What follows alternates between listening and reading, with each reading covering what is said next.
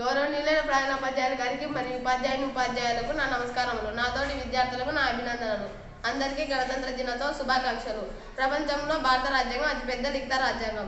భారతదేశాన్ని సర్వసత్తాక సామ్యవాద ప్రజాస్వామ్య రాజ్యాంగం నిర్మించుకునేందుకు పౌరులందరికీ ఆర్థిక రాజకీయ న్యాయాన్ని సమానత్వాన్ని చేకూర్చడానికి జాతీయ సమైక్యతను సమానత్వాన్ని సంరక్షిస్తూ సౌభ్రాతృత్వాన్ని పెంపొందించడానికి వీలుగా మన రాజ్యాంగాన్ని రూపొందించారు. రాజ్యాంగం అమలులోకి వచ్చిన జనవరి 26వ తేదీని మనం గణతంత్ర దినోత్సవంగా జరుపుకుంటున్నాము. ఈ రోజున రాష్ట్రపతి గారు ముఖ్య పాత్ర వహిస్తారు. రాష్ట్రపతి గారు జెండాను ఎగురవేసి సైనిక వందనం స్వీకరిస్తారు.